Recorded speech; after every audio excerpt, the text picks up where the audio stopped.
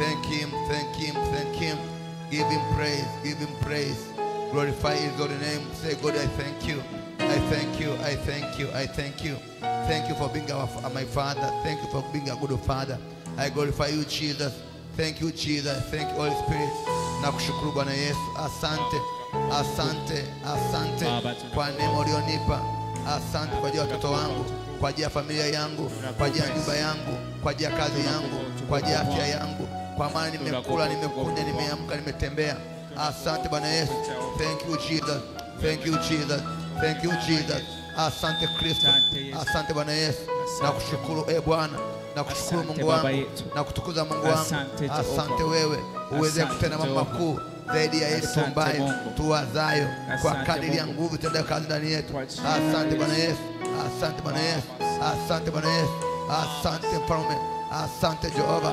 Asante Mungu aliye hai. Nakushukuru. Asante Kristo. Asante, asante. Asante Bwana.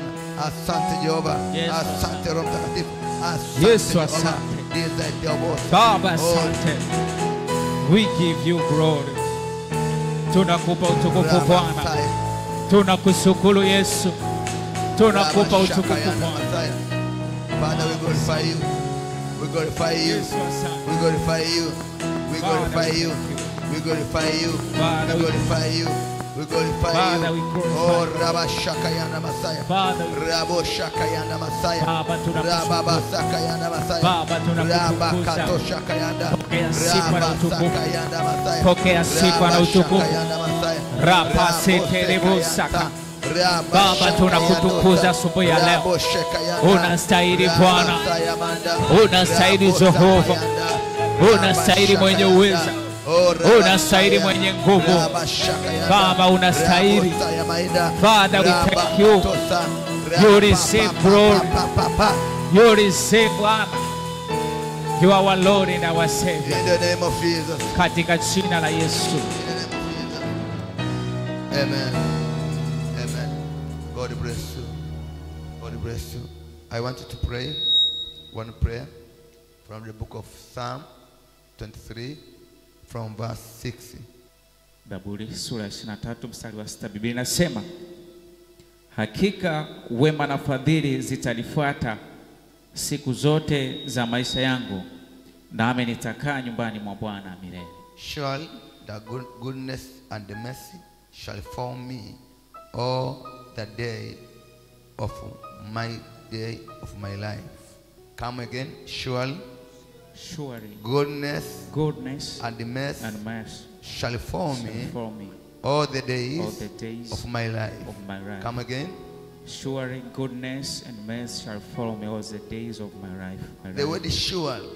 Hakika wema na fadhili zitanifuata siku zote za maisha yangu. Hakika. Surely. Hakika. Hakika. Hakika. Hakika. Wema na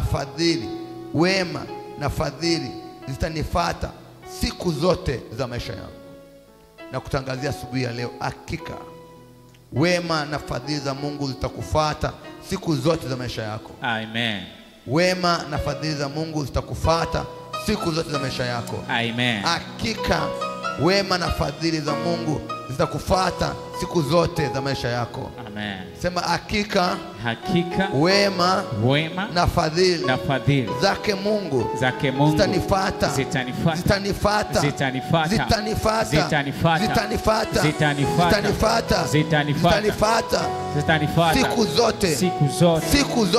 zote za maisha yangu.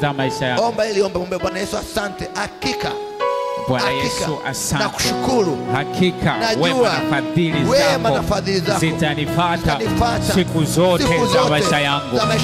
Baba, asante. Bwana, hakika wema na fadhili zako zitanifuata siku zote za maisha yangu. Hakika wema na fadhili zako zitanifuata siku zote za maisha yangu. Hakika wema na fadhili zako zitanifuata siku zote za maisha yangu. Hakika wema na fadhili zako zitanifuata siku zote za maisha yangu. Hakika wema na fadhili zako zitanifuata siku zote za maisha yangu. Baba, asante. Yesu, asante. Yesu, asante. Hakika wema na fadhili zako zitanifuata siku zote za maisha yangu. Hakika wema na fadhili zako zitanifuata siku zote za maisha yangu, nami nitakaa nyumbani mwako Bwana milele. Haleluya. Amen. Hakika wema na fadhili zake Mungu zitakufuata siku zote za maisha yako.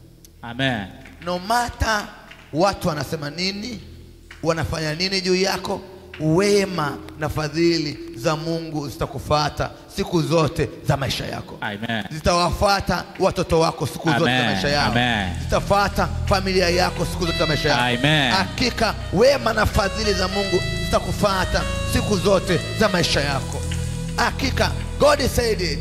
Mungu alimesema hivyo. Hakika wema na fadhili zake Mungu zitanifuata siku zote za maisha yako. Na Mungu atakuhifadhi. Hakika wema na fadhili zake Mungu zitafuata familia yangu, zitafuata maisha yangu, siku zote za maisha yangu. Inua mkono wako jisema hakika wema na fadhili zake Mungu zitanifuata. You know the way to fall. Yes. Fall. Ukenda kijijini itakufuata. Uende mjini itakufuata. Amen. Uende Ulaya itakufuata. Amen. Uende popote itakufuata. Amen. Popote kama kwenda wema na fadhili zake zitakufuata. Amen. In the mighty name of Jesus Christ. Amen.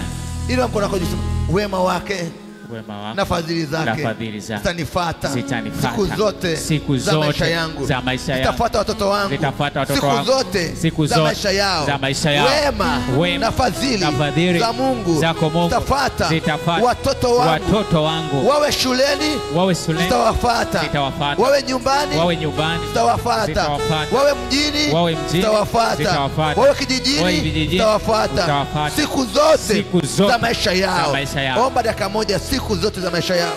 Baba, fadhili zako na wema wako utawafuata watoto wangu siku zote za maisha yao. Wawe mjini, wawe vijijini, wawe mashambani, Bwana Yesu zitawafuata. Watakapokuwa shuleni, Bwana Yesu zitawafuata. Watakapokuwa wakicheza, Bwana Yesu zitawafuata. Watakapokuwa nyumbani, Bwana Yesu zitawafuata. Wema na fadhili zako zitawafuata watoto wangu, maisha yangu, siku zote za maisha yangu. Baba, asante. Asante Yesu. Asante Bwana. Maana asubuhi ya leo wema na fadhili zako zitanifuata siku zote za maisha yangu. In the name of Jesus Christ. Amen. Amen. God bless you. Naomba ukae. Sasa jirani yako mwambie wema na fadhili za Mungu zitanifuata siku zote za maisha yangu. Wema na fadhili za Mungu zitanifuata. Niwe popote zitakufuata. Wakutupe nje zitakufuata. Wakuweke gerezani zitakufuata. Wakufukuze kazi zitakufuata. Wema na fadhili zake Mungu zitakufuata. Bwana apewe sifa. Haleluya. God bless you. God bless you. Siku moja kijijini, one day in the village. Siku moja kijijini. Amen. Kijiji fulani kuna tukio la ajabu lilitokea. Kijijini kuna tukio la ajabu lilitokea. Amen.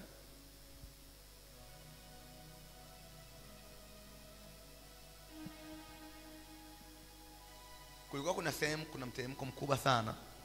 Ni barabara lakini ina mteremko mkubwa. Pembeni kuna bonde kama mlima Kitonga. Pengine Kitonga ni nafuu. Amen. Kwa hiyo kuna bonde kubwa sana. Kwa bahati mbaya au nzuri, mtu mmoja akiwa anapita kando ya ile barabara, siku moja kijiji fulani, mtu huyo akiwa anapita kando ya barabara akateleza, akadumbukia kwenye hilo nini, ile korongo, ile shimo kubwa. Kwa hiyo akawa chini anawatazama watu wanapita barabarani, anapiga kelele kuomba msaada ili atokee mtu wa kumtoa kule. Akaja mtu wa kwanza akamchungulia, akapiga kelele, akamwambia, bwana, mimi siwezi kukutoa huko, siwezi kutoa kwa sababu na mimi nikiingia huko nitaharibika, nitakufa. Amen. Akasema akitokea mtu akakutoa nitampa milioni 200. Kwa hiyo akatoka akasema huwezi kutoka huko kwa sababu hakuna mtu wa kukutoa, na akitokea mtu akakutoa nitampa milioni ngapi? 200. Akaondoka. Jamaa akaenda kuteseka kwenye ile bonde. Akaja mtu wa pili akapita pale akamchungulia, akamwambia, tafadhali naomba unisaidie. Akamwambia, sina namna ya kukutoa, labda atokee mtu yeyote atakayekutoa, naweza nikampa. Oh my God, yeyote atakayekutoa, I can give him even 500 million. Ambaye za kutoa kule naweza nikampa milioni 500. Ikawa ameondoka kwa sababu hawezi kumtoa kule ndani. Akaja mtu wa tatu akapita, jamaa analia sana. Ghafla alipolia yule jamaa akaruka, akadumka kwenye hilo shimo alikokuwa kwenye ile korongo chini. Alipofika kule kwenye korongo akamuuliza, bwana, mimi nilikuwa nataka unisaidie unitoe huku, na wewe umekuja huku, tumekuwa wawili, sasa tunatokaje? Amen. Sasa mimi nitegemea wewe unisaidie, nilikuwa kupigia hiyo unisaidie, nitegemea pengine utafuta namna yoyote ya kunisaidia. Sasa na wewe umeluka, umekuja huku chini. Amen. Tumekuwa wawili, tunatokaje huku? Amen. Huku ndani tunatokaje sasa? Sasa nani atatusaidia sasa? Akamwambia, usijali, mimi nishakuwepo kwenye hili bonde, kwenye hii korongo nishakuingia. Amen. Nishakuwepo na nilikuwepo nikatoka. Amen. Sasa kwa jinsi hivyo kuwepo nikatoka, nami nimekuja kukuchukua huko kukusaidia, kwa sababu mimi nina uzoefu, nishakuwepo kwenye hiyo shimo ili. Amen. Amen. Nishakuwepo kwenye ile korongo, ile shimo. Oh my God, nishakuwepo kwenye ile shimo, kwa nimekuja na uzoefu wa ile shimo. Amen. Kwa hiyo usijali, kuwa na amani, leo unatoka kwenye hiyo shimo. Kwa sababu ya ule uzoefu, ile mtu akatoka kwenye hilo shimo, kwa sababu yule mtu alikuwa mzoefu, ameshawahi kuingia kwenye hilo shimo, ana uzoefu wa hilo shimo. Amen. Na alitoka kwenye hilo shimo. In the mighty name of Jesus. Amen. Pigia makofi ya shangwe. The book of Hebrews chapter 4:15. Waebrania sura ya 4 kuanzia 14. Kuanzia mstari wa 14.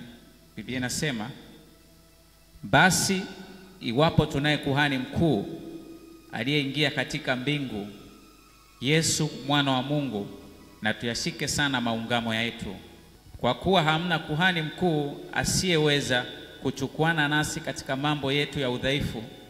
Read English. For we have not an high priest which cannot be touched with the feeling of our infirmities, but was in all points tempted like us we are, yet without sin. Amen. Kwa Kiswahili, kwa kuwa amna kuhani mkuu asiyeweza kuchukuana nasi katika mambo yetu ya udhaifu, bali yeye alijaribiwa sawa sawa na sisi katika mambo yote, pasipo dhambi. Bwana pewe sifa. Amen. Amen. Yeye Yesu Kristo, katika majaribu yote unayopita nayo, katika majaribu yote unayopita nayo, Mungu mbinguni aliangalia wanadamu jinsi wanateseka na matatizo yote walionayo. Nani anaweza kuwakomboa katika matatizo ambayo yeye aliushinda ulimwengu, ambaye yeye alishinda dhiki, ambaye yeye alishinda magonjwa yote, ambaye yeye alishinda fedheha zote, ambaye yeye alishinda aibu yote, ambaye yeye alishinda kifo na mauti, ambaye yeye alishinda umaskini, ambaye yeye alishinda kila aina ya mateso, akashuka kwenye ili shimo ambao sisi tulishindwa kutoka. Akaja akashuka pamoja nasi, akawa kama sisi kwenye ile shimo, ili aweze kututoa kwenye ile shimo. Kwa hiyo uelewe sasa hivi hapo ulipo, Yesu Kristo alishuka duniani apate udhaifu kama sisi, ameingia kwenye shimo kama sisi, apate udhaifu kama sisi, aweze kututoa kwenye ile shimo, kwa sababu yeye alishawahi kuwemo. Praise God. Are you listening? Are you listening? Kwa hiyo situation ulionayo siku ya leo, una haja ya kuelewa kwamba Yesu Kristo yupo pamoja nawe kwenye hiyo shimo, kwa kazi moja tu ya kukutoa kwenye hiyo shimo, kwa sababu once he has been here and he was raised again, so he is here again to raise you up. Ana uzoefu wote, ana uzoefu wote, ana uzoefu wote. Magonjwa anayajua, mateso anayajua, dhiki anayajua, fedheha anayajua, aibu anayajua, njaa anayajua, shida anayajua. Hiyo shida ulionayo, just why anasema come to me, close to me, be with me. Ukiwa naye matatizo anayebeba. Hallelujah. The book of Isaiah 53 verse 5. Isaya 53:5 Biblia inasema, ndio, bali alijeruhiwa kwa makosa yetu, bali alijeruhiwa kwa makosa yetu. Alichubuliwa kwa maovu yetu, alichubuliwa kwa maovu yetu. Adhabu ya amani yetu ilikuwa juu yake. Adhabu ya nini? Ya amani yetu. Amani yetu. Yani yeye anaadhibiwa ili wewe na amani. Bwana pewe sifa. Bali amani ya adhabu yetu ilikuwa juu yake. Na kwa kupigwa kwake sisi tumepona. Na kwa kupigwa kwake sisi tumepona. Bwana pewe sifa. Kwa kupigwa kwake sisi tumepona. Ilimpasa aje awe una udhaifu pamoja na sisi. Kwa Yesu, yeye alikuja kuwa na udhaifu pamoja na sisi, ili atutoe kwenye huo udhaifu. Bwana pewe sifa. Kwa hiyo katika ugonjwa ulionao, na yeye ana ugonjwa, alikuwa na ugonjwa kama wa kwako, ili apate kutoka kwenye huo ugonjwa ulionao.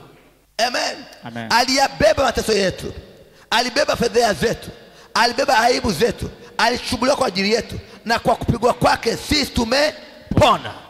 Bwana pewe sifa. Yani kwa kuja yeye shimoni sisi tumepona. Ina mkono wako jisema Bwana Yesu. Bwana Yesu. Kwa kuja kwenye hili shimo la ulimwengu, kuja hapa duniani, ambako shetani alitupwa, na wewe ukaja alikotupwa, ili mimi Philibert niweze kutolewa kwenye hili shimo. Kwa kupigwa kwake mimi nimepona. Kwa kuja kwake duniani udhaifu umekwisha. Amen. Praise God. Amen. Praise God. Amen. Praise God. Amen. Ina mkono wako jisema Bwana Yesu. Bwana Yesu. Bwana Yesu. Bwana Yesu. Bwana Yesu. Bwana Yesu. Ulikuja kwenye ile shimo la dunia, ukawa na udhaifu pamoja na mimi. Umekuwa na udhaifu kama wa kwangu, ili kunitoa kwenye udhaifu. Umekuwa na shida na dhiki kama ya kwangu, ili kunitoa kwenye hii dhiki.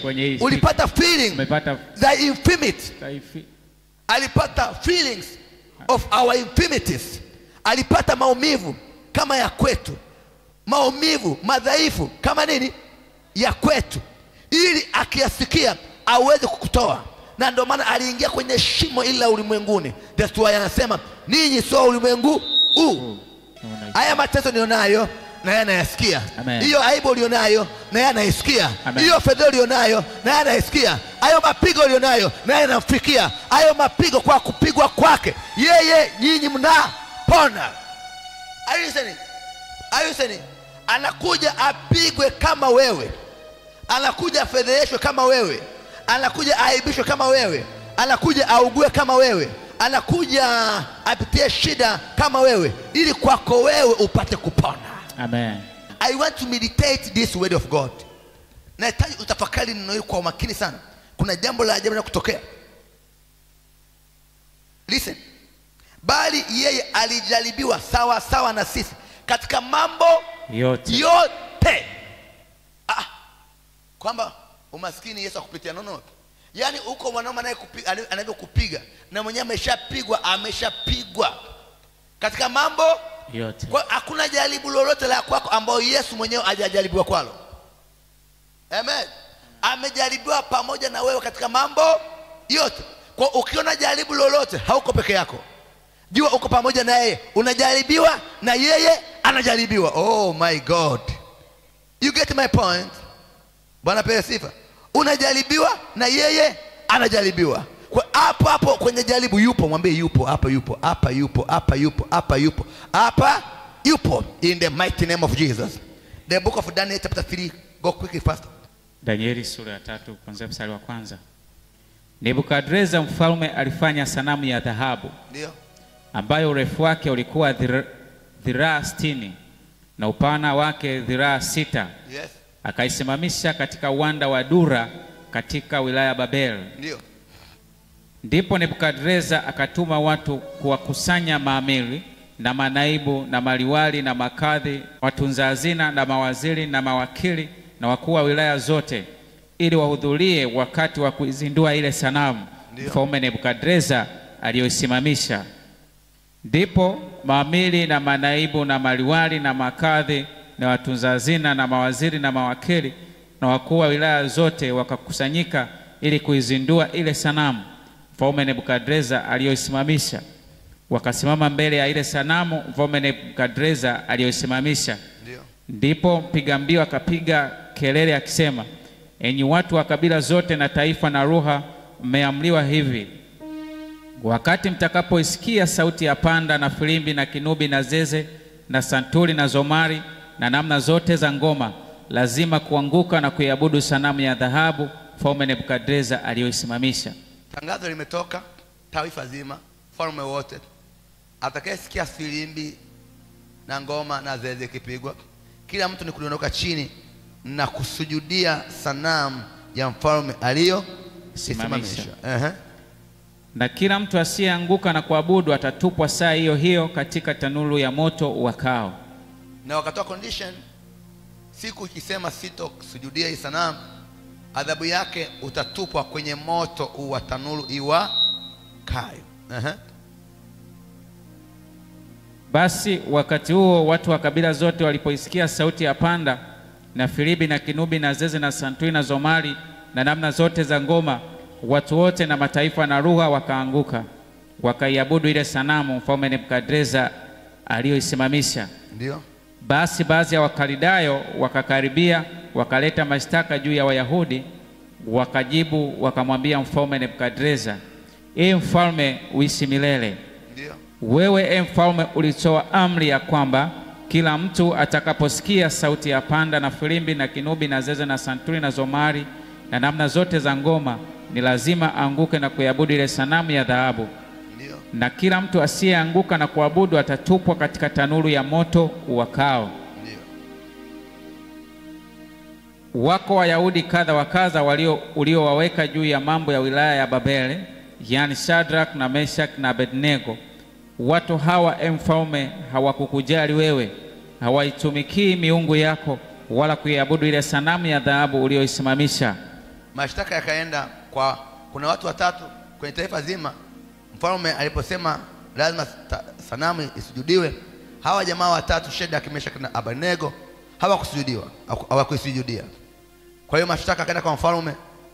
Kama hawakusujudia, it means kuna jambo litatokea. Amen. Amen. Basi Nebukadreza akatoa amri kwa hasira na ghadhabu, waletwe hawa Shadrach na Meshach na Abednego. Basi wakawaleta watu hao mbele ya mfalme. Nebukadreza akajibu akawaambia, enyi Shadrach na Meshach na Abednego, je, ni kwa makusudi hata hamtumikii Mungu wangu wala kuisujudia sanamu ya dhahabu niliyosimamisha? Je, ni mnafanya makusudi amsujudie sanamu yangu niliyosimamisha? Basi kama mkiwa tayari, wakati mtakaposikia sauti ya panda na filibi na kinubi na zeze na santuri na zomari na namna zote za ngoma, kuanguka na kuisujudia sanamu niliyoisimamisha, ni vema. Akawaambia hivi, nawapa second chance. Amen. Nawapa second chance. Mara ya kwanza nimewasamehe, lakini sasa the second chance, mtakaposikia filimbi na ngoma lazima kuisujudia nini? Hiyo sanamu. Bali msipoisujudia mtatupwa saa hiyo hiyo katika tanuri wakayo moto. Naye ni nani Mungu yule atakayewaokoa ninyi na mikono yangu?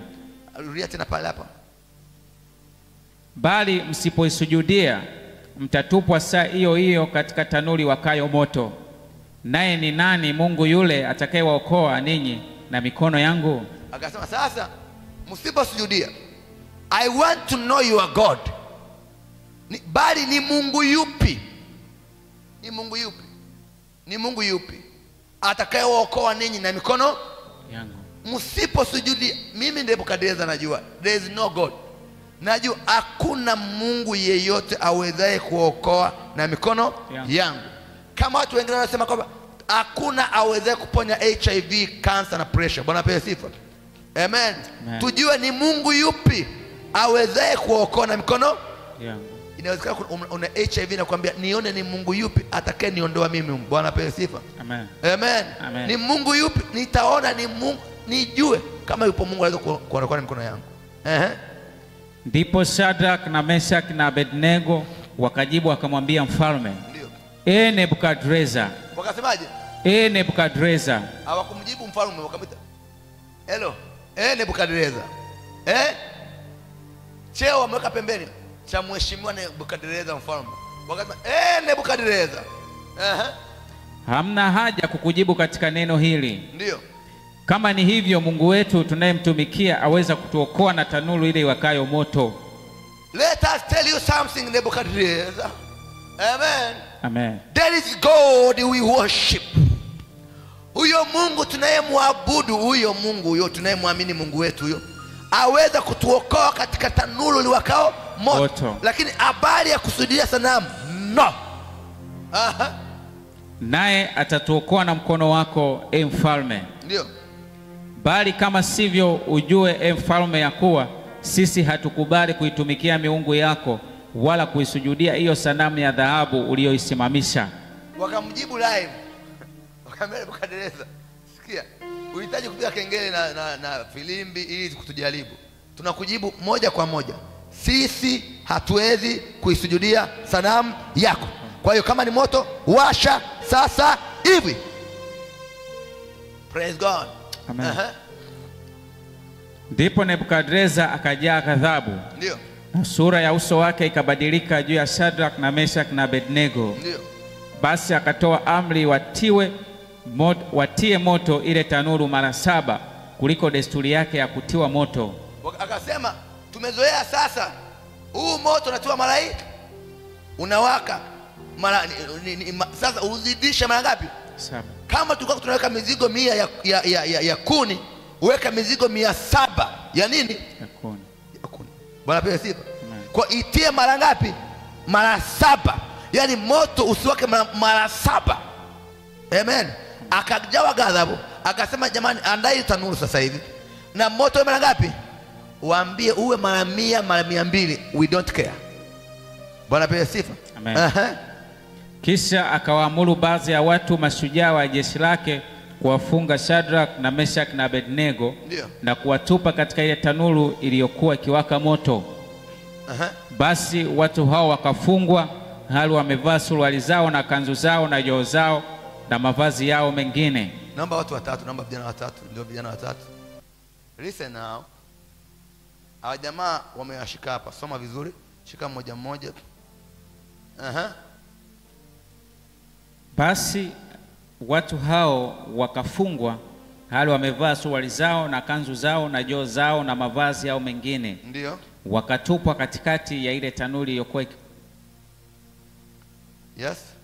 Basi kwa sababu ya amri ya mfalme ilikuwa ni kali. Yes. Na ile tanuru ilikuwa ina moto sana, mwako wa ule moto ukawaua wale watu waliowashika Shadrach na Meshach na Abednego. Sasa wakawatupa hawa jamaa.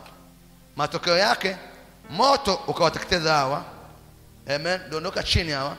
Okay, hawa moto umewateketeza sana hawa. Bwana pewe sifa. Listen, Moto au kuanza na hawa waliotupa, ulianza na wale waliotupa. Listen, vita ile kusudi la adui anayokusudia juu yako haitaanza na wewe, litaanza na yeye aliyekusudia ile kusudi. Praise God. Amen. Amen. Amen. Ule ubaya aliyokusudia kwako hautaanza na wewe, utaanza na yeye. Amen. Kama alikusudia kutia ugonjwa ili ufe, ataanza kufa yeye kabla yako wewe. Amen. Kwa hiyo moto ukawateketeza wale walio tupa. Na watu hao watatu, Shadrach na Meshach na Abednego, ndio wakaanguka hali wamefungwa katikati ya ile tanuru iliyokuwa inawaka moto. Ndio. Ndipo Nebukadreza akastaajabu. Akainuka kwa haraka. Akanena. Akawaambia mawaziri wake, je, hatukutupa watu watatu ndio hali wamefungwa katikati ya moto? Wakajibu wakamwambia mfalme, kweli mfalme, tumetupa watu watatu wakiwa wamefungwa katika nini? Moto. Wakajibu wakamwambia mfalme, kweli mfalme. Ndio. Akajibu akasema, tazama mimi naona watu wanne. Tumetupa watu wangapi? Watatu. But I see a fourth man. Ninaona mtu wangapi? Wanne. Tumetupa kwenye tanuru watu wangapi? Watatu. Tumewafunga. Ila huyu mtu wanne kwenye hii tanuru ametoka wapi? Akajibu akasema, tazama mimi naona watu wanne, nao wamefunguliwa. Wanatembea katikati ya moto hali hawana dhara. Watembea katikati ya moto hali hawana dhara. Na sura yake yule wanne ni mfano wa mwana wa miungu. Na sura ya yule mtu wanne ni mfano wa Yesu Kristo. Oh my God. Yes. In the mighty name of Jesus Christ. Amen. Tumewatupa watu watatu kwenye moto. Huyu mtu wanne ametoka wapi? There is a fourth man. There is a fourth man. Amen. Praise God. Amen. Alishuka kwenye hilo shimo. Hilo shimo ambako upo, there is a fourth man. Amen. You come to one. Oh, yes. There is a fourth man. Oh, yes. There is a fourth man. Oh, yes. There is a fourth man. Oh, yes. There is a fourth man. Amen. There is a fourth man. Amen. Kuna mtu wanne. Oh. Anasema tumewatupa watu watatu. Huyu wanne ametoka wapi? Bwana pewe sifa. Hear me, there is a fourth man. Kuna mtu wanne. Amen. Hapo ulipo kwenye majaribu, anasema alijaribiwa sawa sawa na nani? Na sisi. Kwenye ile tanuru na yeye aliingia pamoja na Shadrach, Meshach na Abednego ili kuwatoa kwenye tanuru ya moto. There is a fourth man. Kuna wako Joseph Bwana Yesu. Kuna mtu wanne. Wewe ni mtu wanne. Wamenitupa mimi kwenye tanuru. Kuna mtu wanne anatembea katikati ya tanuru, hakuna dhara lolote. Ndivyo itakavyotokea wewe. Wamekutumia HIV, sukari, kansa ili ufe, na asema hautakufa, utapiga 190. Oh, yes. There is a fourth man. Amen. Wametupa ufilisika uishiwe, watashangaa na jengo nafanikiwa. There is a fourth man. Praise God. Amen. Punga mkono, nasema kuna mtu wanne. Kuna mtu wanne. Wakufanyia chochote, kuna mtu wanne. Wakufilisi, kuna mtu wanne. Wakufukuze kazi, kuna mtu wanne. Wakuharibia biashara, kuna mtu wanne. Amen. There is a fourth man. There is a fourth man. There is a fourth man. Amen. Alichukua mateso kama sisi. Punga mkono wako, jisema Yesu, siko peke yangu. Mwambie jirani yako, siko peke yangu. Siko peke yangu. Siko peke yangu. Siko peke yangu. Siko peke yangu. Siko peke yangu. Wewe huwezi kuelewa kwa sababu sio adui yangu. Adui ndiye anajua kwamba mbona Philbert tunajaribu kufanya hiki na kile, lakini mbona anasonga. There is a fourth man. Amen. Sema hey. Sema hey. Sema hey. Sema hey. Sema hey. Sema hey. Sema hey. Sema hey. Sema hey. Sema hey. There is a fourth man. Punga mkono hivi. Mwanangu, hapo kwenye hiyo changamoto huko peke yako, yupo na yeye. Na amekuja kukutoa hapo ulipo.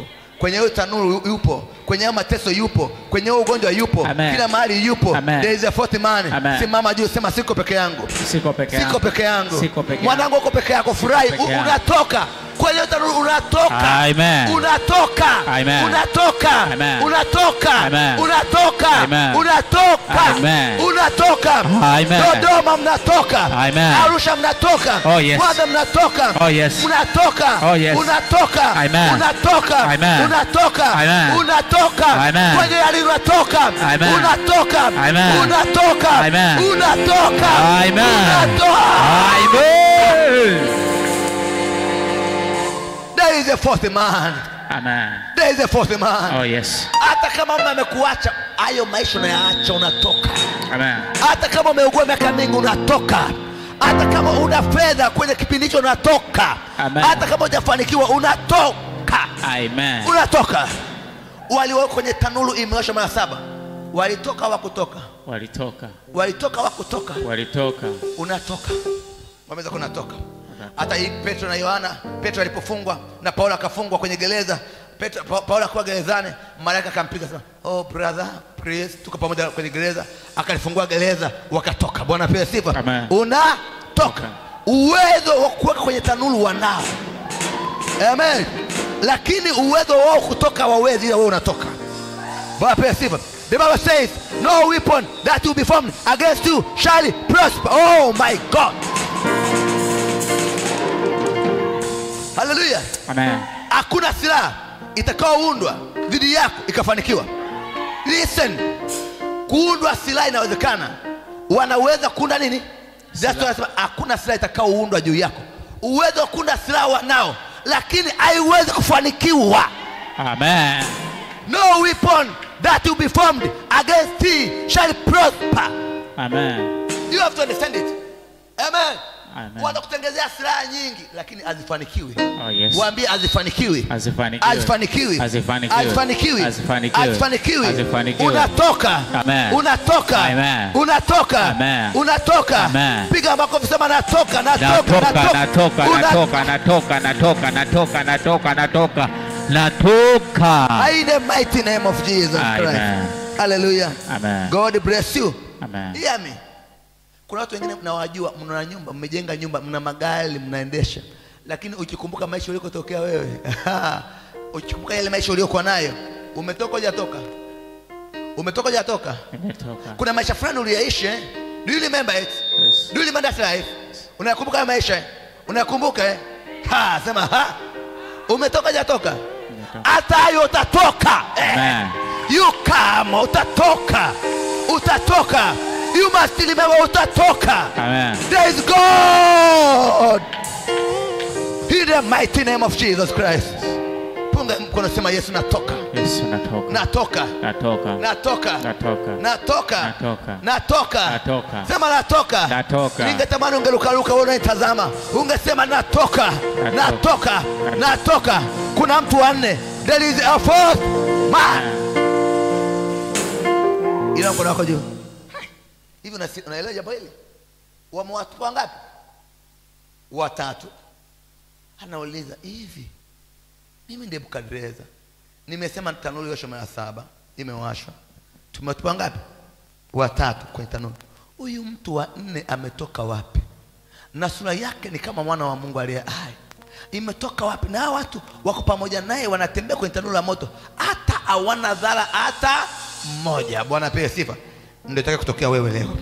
Utapita kwenye moto au utakuwa na dhara hata moja. Amen. Amen. Punga mkono hivi, sema Bwana Yesu. Bwana Yesu. Asante. Asante. Natoka. Natoka. Natoka. Natoka. Natoka. Natoka. Natoka. Natoka. Natoka. Natoka. Omba dakika moja, sema natoka. Natoka. Natoka. Natoka. Listen. Natoka. Listen. Don't pray. I want you to understand it. Hata mwanangu, kama unapanga nyumba, upangaji utakwisha, utatoka. Hata kama hauna kazi, nasema kukaa nyumbani bila kazi utakwisha, utatoka. Amen. Hata kama una ndoa, kuwa upweke utakwisha. You must under. Oh my God. Yani ujue katika hayo mazingira na yeye yupo. Bwana apewe sifa. Na ukielewa kwamba amekuja kukutoa leo, ujue unatoka. Jua unatoka. Hata mimi baba yako Prophet Philip nilikuwa chini ya mti. I I remember nikiwa na wabudu kwenye mti pale chini, bidada fulani ilikuwa inapika chakula pembeni, nikiimba na mtu nilikuwa naimba wimbo na haleluya. Yes, namshukuru Bwana, namshukuru Mungu, haleluya, namshukuru Mungu, ame. Sasa listen, wale wadada walikuwa wanapika chakula pale, wanaangaza, unamshukuru Mungu wanapewa sifa, wanacheka kweli kweli. Sasa namshukuru Mungu, ninatoka namshukuru Mungu, ame. Ninatoka namshukuru Mungu, ame. Namshukuru Mungu, ninatoka namshukuru,